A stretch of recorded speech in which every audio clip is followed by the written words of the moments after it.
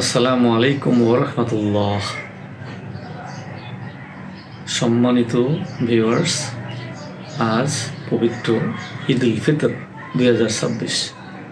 সকলকে জানাই ঈদের শুভেচ্ছা। ঈদ মুবারক, ঈদ মুবারক, ঈদ মুবারক।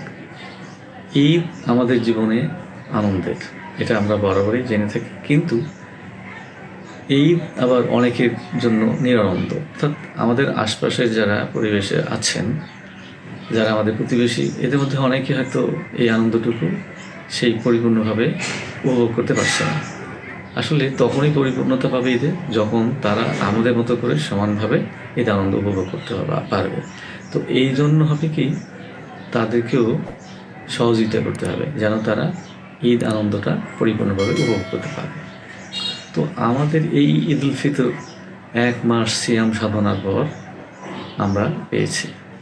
তো এখানে আরেকটা জিনিস বলে রাখা ভালো যে 1 মাস সাধনা করার পর যে আনন্দটা আমাদের মধ্যে এসেছে, সেটা যেন নিরানন্দ হয়ে না যায়, সেদিকে খেয়াল রাখতে হবে। অর্থাৎ অনেকে অনেকভাবে সমাজের বিশৃঙ্খলা সৃষ্টি করে, অনেকভাবে আতশবাজি ইত্যাদি নানানটা করে। এগুলো কিন্তু মোটেও ভালো কাজ না।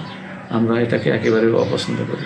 এটা যেন কেউ করতে না পারে, সেদিকে খেয়াল রাখতে হবে, সজাগ দৃষ্টি রাখতে হবে।